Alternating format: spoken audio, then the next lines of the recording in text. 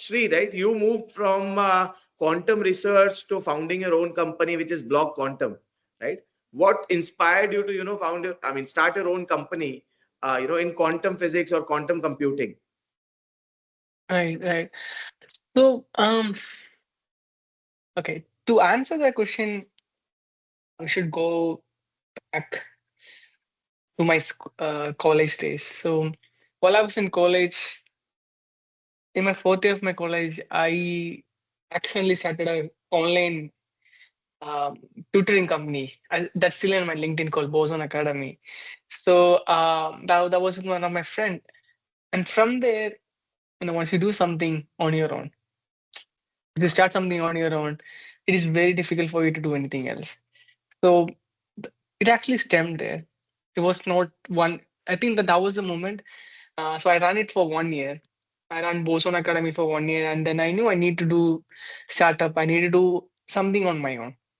And then yeah, all the journey that I took, I tried to direct it in a way said that I'll end up doing something on my own some part of the time. I didn't know when. So right after my college, I joined founding team as a founding team of a quantum computing startup. So I was again lucky. So it was right time, right place.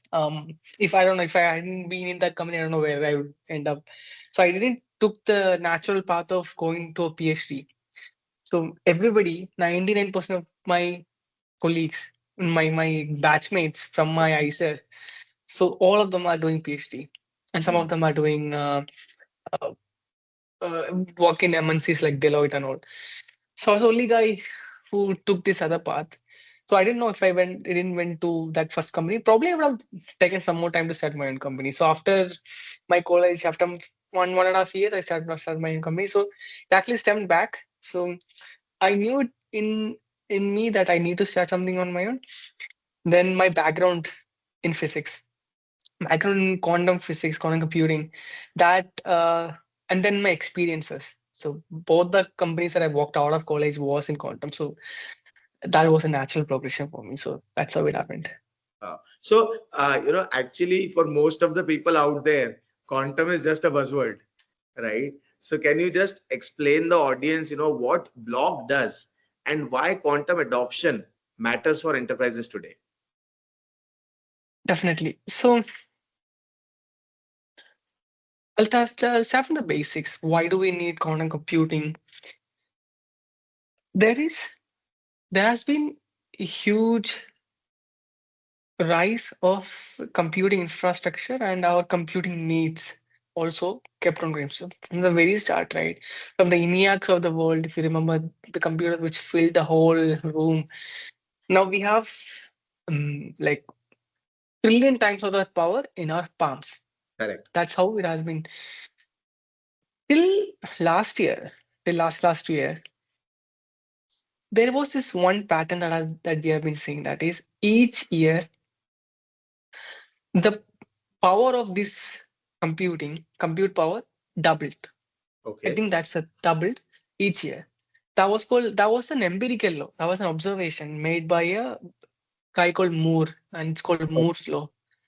So he was Intel CEO some time back, and he made this observation called Moore's, and it has been following for a long, long time. But now it got saturated. So that means you can't make more powerful chips from the current compute system, current way of doing stuff. So the Okay. current way of doing stuff is transistors, right? Correct. Transistors, and then you make gates, semiconductor chips, right? That sort of stuff, silicon chips. And then also, so that means there needs to be a different form of computing, Approach. different form, different approach, like entirely different. So you can think of it as a paradigm shift. So it's a paradigm shift from what's happening. And also, that's one key thing that that has led to the advent of quantum computing. And also, there has been a lot of problems. So when I say problems, so in these enterprises, big enterprise, big companies, there is still use cases that doesn't gives you right answers or right accurate answers, or it'll take a lot of time, even if you have the highest supercomputer at your disposal. So that means, for example, for a pharma company, if they want to if they want to do a molecular simulation, Okay. even if you have the most highest for example, penicillin, it only has 256 around 200 atoms. Okay. 200 atoms. Penicillin is a molecule. It has 200 atoms. If you want to simulate, or if you want to understand how this will behave in different circumstances, Mm-hmm. it is not going to be possible even with the supercomputer. It'll take a lot of years, like 100,000 years. So imagine that difficulty. Imagine that complexity. So it's just impossible. Um, and why this is happening is because um, these computers, right, what we have right now, silicon based, transistor based, their physics Mm-hmm. doesn't support computing these sort of problem statements in the amount of time that we need. So this physics was founded by our Newtons and others, like the initial electromagnetic theory using different voltages and stuff like that. Now, 100 years from today, there was this new physics born was called quantum physics, quantum Mm-hmm. mechanics. It deals with atoms. It deals with the minutest of the minute particles of the world that constitute the world. And Feynman, Richard Feynman, you probably know, is the Yeah. one of the famous, renowned physicists. He he kind of had an idea. Why can't we make computers using atoms, using Mm. the nature's finest computer? Atoms are the nature's finest computers, Right. and that is from there quantum computers started to become. Now, why enterprise would really need to adopt quantum computing is because quantum computing is going to solve Mm-hmm. your use cases, just like I mentioned, um, for pharma company.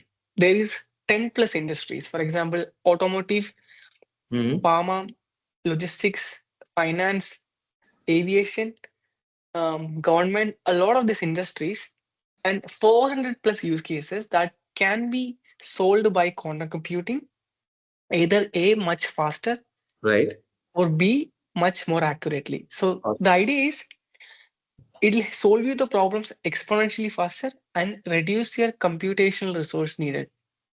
So right now, if you need a supercomputer or a GPU or multiple racks of GPU, you could mhm. do it with a very small quantum computer. So that is why you should all enterprise users should start looking into quantum right now. One more thing that I would like to add is that cautionary thing. Quantum computing is not at mature. So when I say all these things, it is not at the place where you can start adopting right away. Okay. You can't just buy a quantum computer and build some of the systems and deploy it, like Mm-hmm. deploy it in a production. It is want to so somebody's so IBM. IBM is one Yeah. of the pioneers on the computer. IBM says 2026, 2026, but realistically it'll take 3 more years. But optimistically it'll take 3 more years. Realistically it'll come in 5 years. Okay. So that's a roadmap that I have. I believe it will happen in 5 years. So the idea would be you need to be prepared for it, or else you'll lose out. So Got it. once quantum computing becomes mainstream and then you start to juggle out stuff, figure out stuff, you would completely lose out on to your competitors and you will not get any value out of it. Will probably be too late. Very late. So that is why you should start looking right now. Understood. Understood. Understood. So, so that means, whenever we talk about enterprises taking paths where they want to be innovative, they want to be market leaders, this is probably one of those fields where they would definitely want to invest a lot of time and money and energy to ensure that they are pioneers even in the future generation and probably 10 years down the line, right? Exactly. The interesting fact is that currently 500 plus 510 enterprise users globally already have started looking into quantum, Oh, exploring quantum. So in India, you won't see it. Sadly, in India, you won't see it.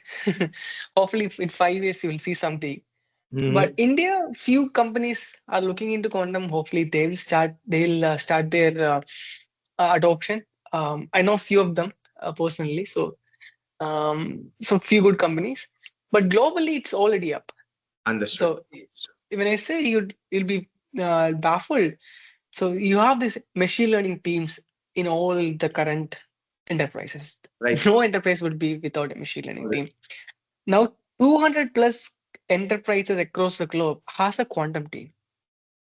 That's how serious they are. Okay. With a team size of five. But India, you would see one or two max. Wow. So I hope, Yeah. companies like you would drive that change in our country and, make all the enterprises, quantum ready is what I would say. Right? Yeah, that's what I mean. Right. So Sri, when we talk about, startup like yours or, quantum in general, what are the kind of technical skills or, similar other skills that new engineers or people who want to do some work in quantum would should adopt, so that they become, so that they take up careers like these in their, so that they can probably move into careers which are futuristic, which are probably future proof, which would be in line with what AI is doing currently, right? So, what are Yeah, the kind of definitely. technical skills that people should adopt? So um, it's a very broad Yeah, uh, thing. It's a very broad area. Um, so in quantum, in quantum opinion, like because I can speak from my company, we have software engineers. right. So for that, primarily we would require backend. We would require Python based engineers. Okay, So Python would be the best sort of is the best backend for us. But we are also looking into, I think if I'm not wrong, fast API. fast I'm not a API. technical. Yeah, Yeah, it's fast, yeah. fast API. I'm not Right. technical guy. Uh, so Python is key. I say Python is key. I think Python is key in all the emerging technology. Oh, yeah. Python is really key. So why I say Python is key is because if you even if you look in machine learning, even if you look in machine learning Gen AI, all the generative AI people would be coding in Python only. Yes, definitely. So if you'd want to have a really good um really good future in this, Python is really key. You should be really good in Python. That's something that you should look into. And then um and then it's good to have really good in Python. And then you can look at, so this is for engineers. So Yeah, backend, then front end is of course, the right. React and next years of the world. Uh, and then you would want to be sure. So this is for engineers. Now, next career path would be for a researcher. Okay, So for that, so the researchers that I've seen a lot of researchers. So when I say researchers, you can think of them as AI scientists, right? correct. So you have your the data, a machine learning scientists, your people who make this LLM. I don't know, generative AI scientists. I don't know what do you call them, right? So these are the people who make these algorithms, make models. So um, so I've seen two types of. So we can call them scientists, quantum scientists. Probably you can call them for an easy way of understanding. Like you have machine learning scientists who will make these algorithms. Right. We have quantum scientists. Now quantum scientists. So there are two types of quantum scientists that I've seen. So my CTO is actually one of the. So it's he's a. It's a type. It's one of the type that is. He was trained to be a computer science graduate. Okay. He had computer science background. Okay, so he is that sort of type. One of the type that is with engineering background. And then, but he was really interested in physics. He had no physics training per se, but I had physics training. Right. I had no computer science training, right? I had physics training, but no computer science training. But he's way better scientist than me, I'd say. Like in terms of doing actual coding and research, so he's way better than that. I'll be good in theory, but he'll be really good in implementing stuff. Applied and So practical. exactly, apply stuff. So because that's what you want. Exactly. Theory, very few jobs will be there. Very, very few jobs. So that's why Python is very, very key here. Now he is type computer science type, where you have this background in computer science and you really want to be passionate about physics. Because quantum computing is very counterintuitive. It Hmm. has a little bit of max, but it once you get into it, it's beautiful. It's one of the most rewarding subjects that you can ever learn. Machine learning and all. So if you do machine learning generative AI, at the end of the day, this is pure max. Machine learning is simple matrix multiplication. It's just max. At the core of it, it's just max. But if you come in quantum computing, it is max and physics. It's both. Wow. So, but yeah, it is again underpinned on max only. There is Correct. again underpinned on max only, but it's beautiful max. It is beautiful max and beautiful physics. So if you want to love that, and then you'll have a great career. I'm 100% sure you have a great career in this. You do a bunch of projects in quantum computing, apply different algorithms, and try to understand this inherently. And then we have the physics route. So computer science route or the engineering route is there. Physics route is here where you have the physics background. So my in my team we have stellar researcher. So he has his physics background. He's MS physics. Okay. MS physics. And then he learned Python. Mm-hmm. Python because he studied in IIT Gandhinagar.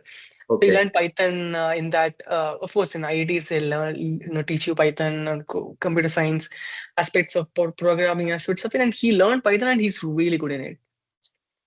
Now that guy, so he is like, he has this deadly combo.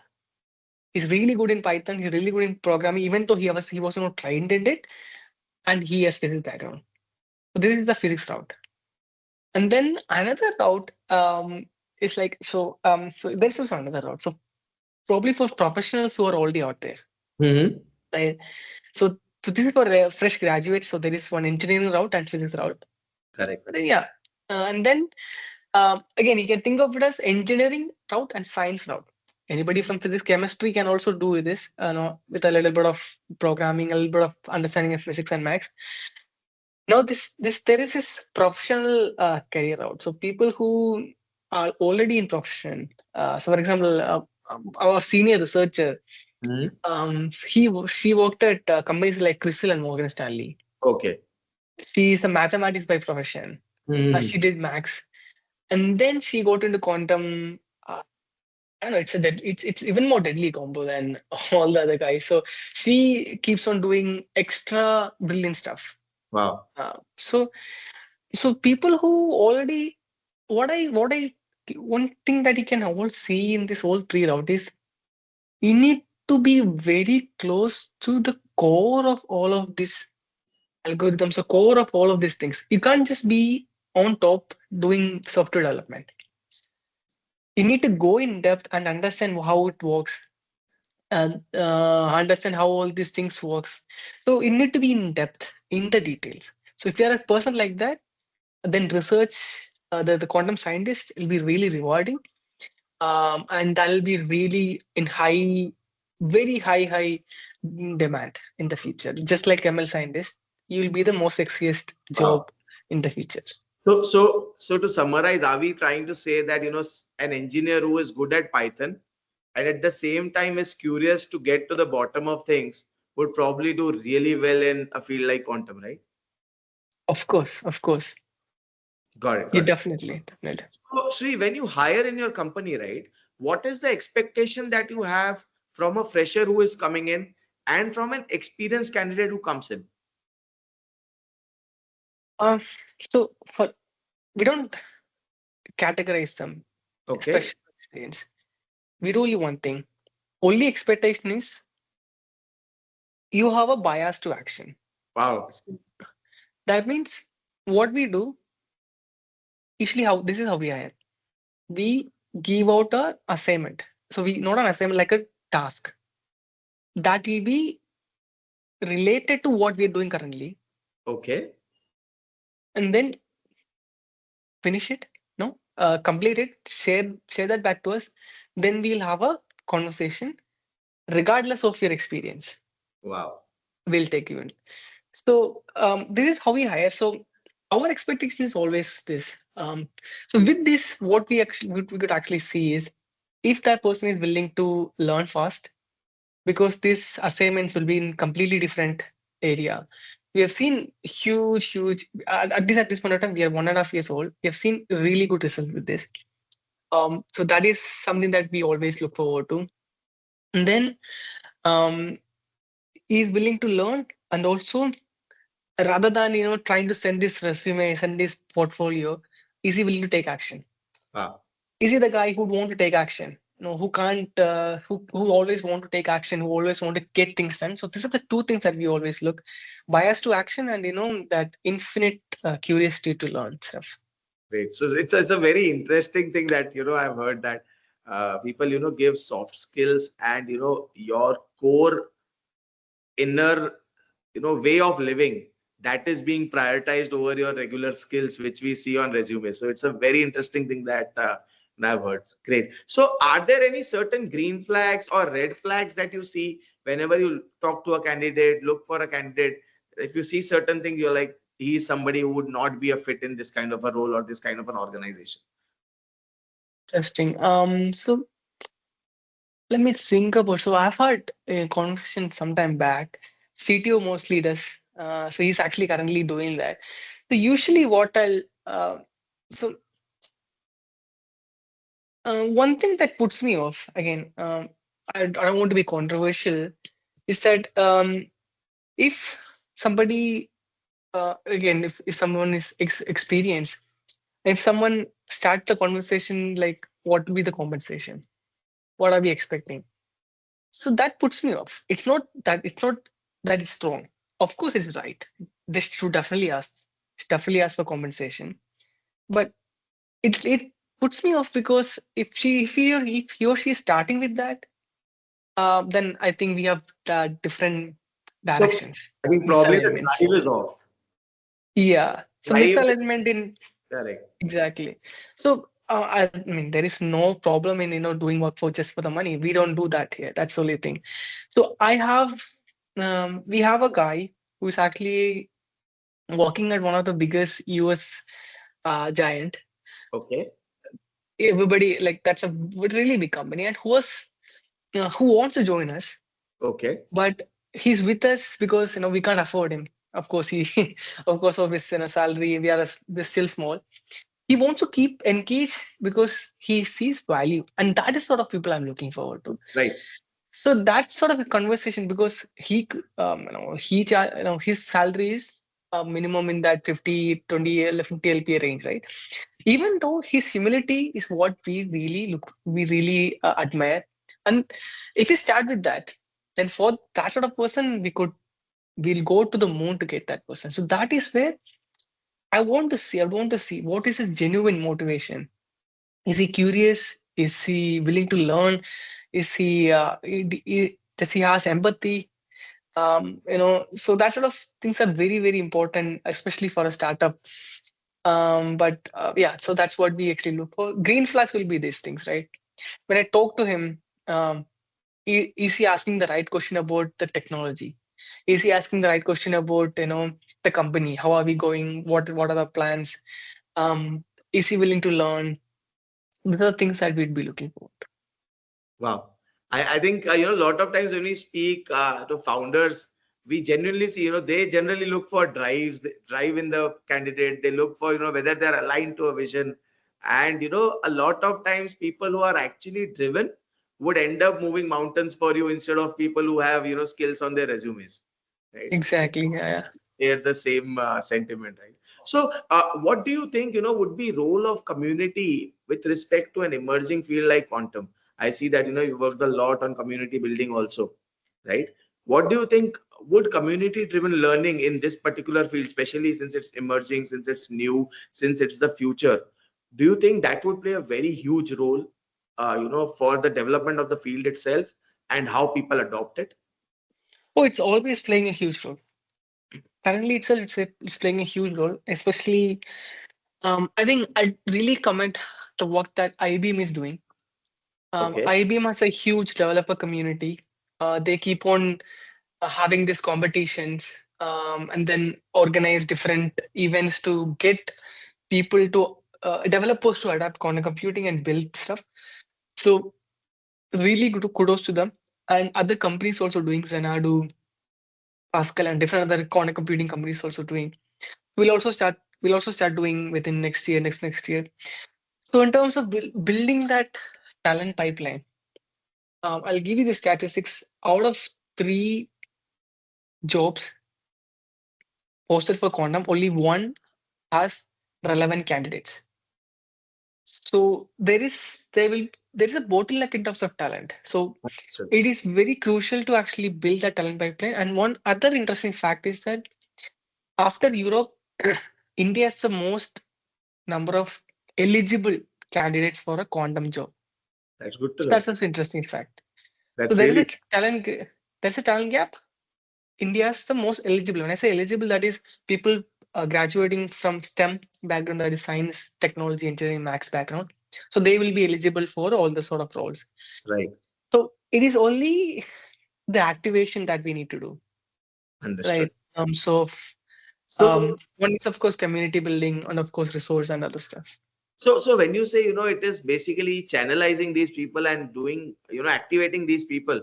So what would be that one advice to students and early career professionals that you would like to give for people who would want to come in quantum computing? What should be the first step that they take that would make them job ready for a career in quantum computing?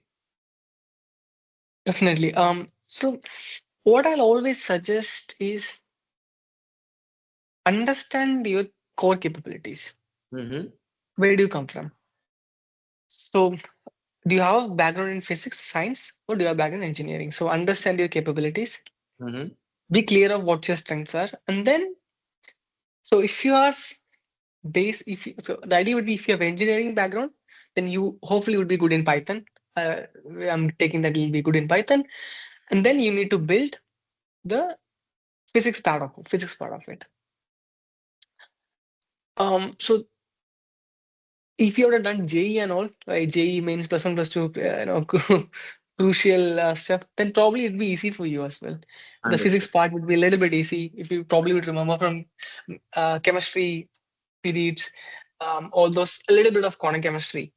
And that would be helpful if you're from engineering background. So my advice would be to I keep on sharing this actually resources for people to start.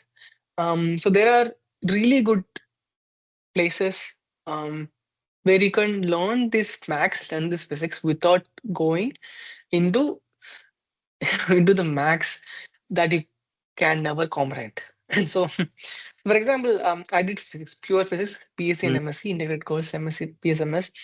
So the Okay. amount of max, the amount of physics that we study is definitely not required for people to start in quantum. So that's one Oh, thing that I'm letting you know. So basic physics is required. So you can easily ask ChatGPT to get all those resources, or else please look into my LinkedIn post. You'll find all those resources. I keep definitely on do that. sharing all these things. Definitely do that. Um, and then that's for engineering people. For physics people, start Python. Just start Python. Physics people, I think you will be good in physics. Hopefully, just start Python. Just start coding. Madly code for at least 2-3 weeks. Do a Mm-hmm. lot of stuff in Python, and Okay. then once you're good at it, start with quantum programming. Okay. Take Qiskit or Pennyline. So these Mm-hmm. are Python libraries Right. that you can start looking into. Always, your action should be, even if you're just starting out. For example, an engineering person, do something from the start itself. That is, for a physics guy, start something in Python. For an engineering guy, you take Qiskit already. Qiskit is a Python library because you have Python skill set. Take Qiskit, start Mm-hmm. something very basic, and Okay. then in parallel learn physics. Don't wait to learn all the physics because you will never learn all the physics that you need for quantum. That's I'm guaranteeing that nobody can do that. So start doing stuff. That's very important. Start doing stuff. Interesting. So Sree, what would be that one mindset tip that you would, give to all the people who are just starting their careers, or probably the graduates who have just passed out of college now? One mindset tip that would set them apart and put them on track to a great career in a emerging field like quantum computing?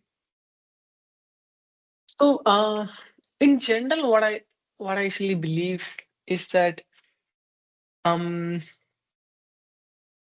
life is always not fair. So, especially in terms of this emerging technology fields, there will be only missteps or failures that you could see for a long, long time. So that is one key thing that you should always understand. The mindset is always life is never fair. If you think it is going to be fair sometime, then you're no. Take it as a fact that it's not going to be fair, and then you work. So then Correct. you would never expect it to work out, but you will be doing that work because you want to do it, not Wow. for the results. That's what I've kept me going for this till this point. I don't know what's the end result that I love, but I love what I'm doing, so I'll keep on doing that. I love doing this. That's it. I don't know where I'll go, what I'm going to achieve. I'll just love doing this. So that's what I think it should be there. I think that's a fabulous tip. To be very frank, there are certain things, which would be with me, which were a part of this conversation. Bias to action. Make sure whatever you do, you should be doing something in Python. You should be curious, and life would never be fair. You just have to keep going, and you have to live with it and find your path and make sure you do best at it. Right. I think it was a great time having conversation with you, Sree. Thank you so much for your time. We would definitely connect again, probably do something for students, new graduates, etc. If we can collaborate there also. There is a lot of audience out there who would gain from your knowledge or whatever you have done so far, right? So thank you so much again for your time, right? It was great having Definitely. you with us, right? Thank you so much. Definitely, Nikki. My Right, so pleasure. thank you so much, Sri. We'll keep in touch. I'll get in touch with you. Thank you so much again, right? All the best. Thank you. Bye bye. Bye bye.